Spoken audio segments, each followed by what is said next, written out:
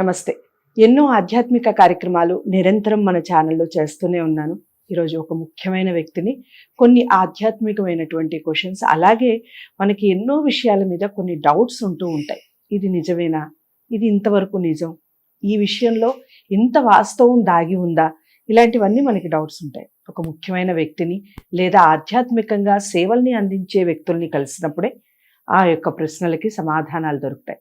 అలాంటి కార్యక్రమం ఇది ధర్మ సందేహాల ద్వారా. ఈరోజు శ్రీశైలం పీఠాధిపతి శ్రీ అశోకానంద భారతి గారిని కలవబోతున్నాను, మాట్లాడబోతున్నాను. మీ అందరికీ కూడా చాలా చక్కటి ప్రశ్నలతో ఆయన సమాధానాలు చెప్తారు. వీడియోని ఎక్కడా కూడా స్కిప్ చేయకుండా చూడండి. నమస్కారం. ఓం నమ శివాయ. శ్రీశైల పల్లికార్జున ప్రకాశీలు అందరకుండా మనస్ఫూర్తిగా కోరుకుంటూ ఓం నమ శివాయ. గురువుగారు, మామూలుగా ఈ మధ్య కాలంలో కనపడుతున్న మరో అతిపెద్ద సమస్య ఏదైనా ఉంది అంటే సంతానలేమి.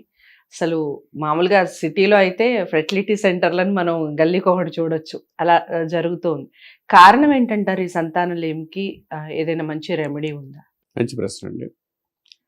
సంతానం లేదు, సంతాన విషయంలో ప్రాబ్లమ్స్ రావడానికి ఏంటంటే ఫస్ట్ సాఫ్ట్వేర్ రంగం బాగా అభివృద్ధి చెందడం కూడా సాఫ్ట్వేర్ వల్ల కొంచెం మనకి ఫోన్స్ వల్ల కొంచెం మనకి కామన్గా సంతానం విషయంలో దోషాలు, సంతాన విషయంలో ప్రాబ్లమ్స్ అనేది కామన్గా ఏర్పడుతున్నాయి.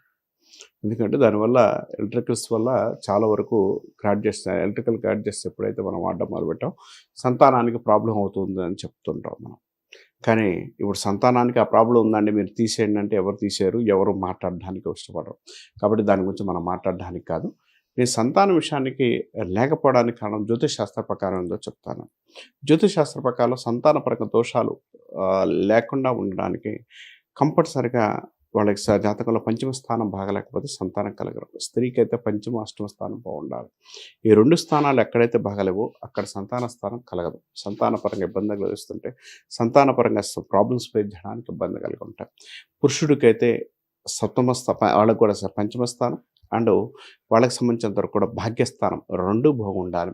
ఈ రెండు బాగుంటేనే సంతానం కలగడానికి అవకాశం ఉంది. ఈ రెండు స్థానాలు లేపించిన వాళ్ళకి సంతానపరంగా ఇబ్బంది కలిగించే అవకాశాలు ఎక్కువ కలిగి ఉంటారు. ఈ సంతానపరంగా ఇబ్బందుల నుంచి తొలగిపోవడానికి చాలా మంచి రెమెడీ ఒకటి చెప్తాను నేను. అంటే జాతక ప్రకారం అయితే 100% చూపించుకోవాల్సిందే. జాతక ప్రకారం లేకుండా మనం ఏం చెప్పలేము. ఎందుకంటే ఇది సజెషన్ మాత్రమే నేను ఇవ్వగలుగుతాను. దాని అవగాహన కోసం నేను ప్రయత్నిస్తాను. పూర్తిగా అయితే నేను కన్ఫామ్గా ఇది చేసుకుంటే తగ్గుద్దని ఎక్కడ చెప్పలేదు. ఒక అవగాహన కోసం నేను క్లారిటీ ఇస్తున్నాను.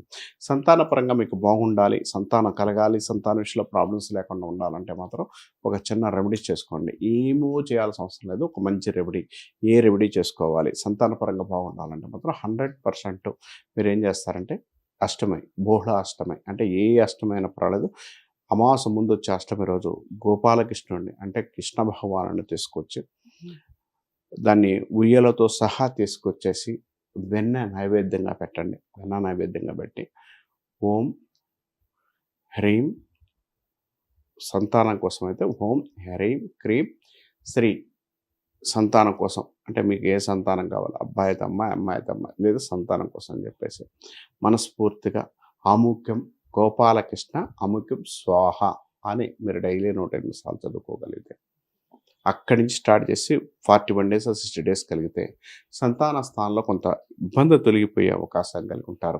సంతాన పరంగా కొంత పాజిటివ్ ఉండే అవకాశం కలిగి ఉంటారు.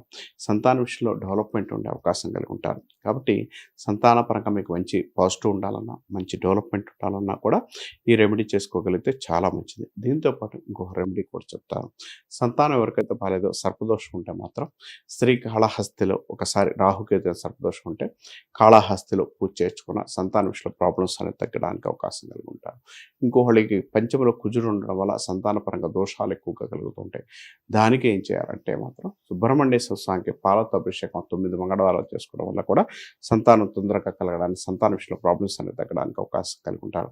ఇంకో విషయం ఏంటంటే బాగా సంతానపరంగా ఇబ్బందులు ఎదురవుతూ చాలామంది అంటే పిల్ల పుట్టి చనిపోవడం ఇలాంటి ప్రాబ్లమ్స్ అనేవి ఫేస్ చేస్తున్న వారికి ఏమీ లేదండి. మీ ఇంట్లో ఆగ్నేయమూల ఏదైతే ఉందో ఆగ్నేయమూలలో ఒక చిన్నది మీరు ఏం చేస్తారు, నీటి సంపు ఉంటుంది మనకు కామన్గా మన నీళ్లు కడుక్కునేది ఉంటుంది చూసారా, బేషన్లో ఎన్నికలిగి దాని మీద ఒక్కసారి నేను చెప్పే నెంబరింగ్ ఏదైతే ఉందో ఆ నెంబరింగ్ రాసుకోండి. ఆ నెంబరింగ్ రాసుకొని ప్రతిరోజు సాంబ్రాణి కడ్డి దాన్ని చూపించుకుంటూ వెళితే కొంతకాలానికి మీ సంతాన విషయంలో కొంత మంచి పాజిటివ్ ఉండే అవకాశం ఉంది. అది ఏంటనే చెప్పానంటే మాత్రం 3 గడులు తీసుకోండి. అంటే ఇటు 3 ఇటు 3 అంటే మొత్తం 9 రావాలి. ఇటుపక్క 3 ఇటుపక్క 3 ఇటుపక్క మొత్తం ఎటు చూసినా 3 గడుల్లో తీసుకొని ఫస్ట్ గదిలో 4, తర్వాత మధ్య గదిలో 8, 12, తర్వాత కిందది వచ్చేసరికి 7, 6, 11 నెంబర్ సరిపోతుంది. తర్వాత కిందకు వచ్చేసరికి 2, 1, 6 ఇది వేసుకొని కరెక్ట్గా మీరు పెట్టుకొని చేసుకోగలిగితే కొంత సంతాన విషయంలో దోషాలు, సంతాన విషయంలో ఇబ్బందులు తొలగిపోవడానికి, సంతానపరంగా పాజిటివ్నెస్ ఇవ్వడానికి ఇలా కొంత అనుకూలమైన ఆ ప్లేస్లోంచి చేసుకోండి. మీరు పూజ చేయాల్సిన అవసరం లేదు. డైలీ ఒక సాంబ్రాన్ని కట్టి చూచండి. సంతాన విషయంలో ఏదైనా దోషాలు ఉన్నా కూడా తొలగిపోయి కొంత అనుకూలమైన ఫలితాలు ఇవ్వడానికి కూడా అవకాశం ఉంది. మన ప్రేక్షకులు ఇది పాటించగలిగితే మంచి యోగాన్ని, మంచి సక్సెస్ని, సంతాన భాగ్యాన్ని కలిగిస్తాడని మనస్ఫూర్తిగా కోరుకోవచ్చు. చాలా చక్కగా చెప్పారు. చాలా మంది ఈ మధ్య కాలంలో సంతానలేమితో బాధపడే వాళ్ళు, గురువుగారు చెప్పినటువంటి విషయం అఫ్కోర్స్ ప్రొఫెషనల్గా కూడా చాలా మంది ఇబ్బందులు పడటం వలన కూడా సంతానలేమి ప్రాబ్లమ్స్ వస్తున్నాయి. అది కాకుండా మామూలుగా సంతానం లేక బాధపడుతూ హాస్పిటల్స్కి చాలా మంది డబ్బులు ఖర్చు చేయటం, ఫెర్టిలిటీ సెంటర్స్కి వెళ్ళటం మనం చూస్తూ ఉన్నాం. గురుగారు చెప్పినటువంటి రెమెడీస్ ఏవైతే ఉన్నాయో తూచా తప్పకుండా పాటించి చూడండి. ఏదేమైనప్పటికీ జాతకాలు చూపించుకోవడం చాలా ఇంపార్టెంట్. జాతకాలు చూపించుకొని మీకు ఏదైనా దోషాలు ఉన్నాయా అని తెలుసుకోవాలి అనుకుంటే స్క్రీన్ మీద కనపడే నెంబర్కి కాల్ చేయండి. గురుగారు అపాయింట్మెంట్ ఇస్తారు, మీతో మాట్లాడతారు. మీకు ఏవైనా దోషాలు ఉంటే తప్పకుండా దానికి పరిహారాలు చెప్పడం జరుగుతుంది. వీడియోని లైక్ చేసి షేర్ చేయండి. ఛానల్ని సబ్స్క్రైబ్ చేసుకోవడం మర్చిపోవద్దు. మరో మంచి ప్రశ్నతో మళ్ళీ మీ ముందుకు వస్తాం. ఇంతవరకు సెలవు. నమస్తే.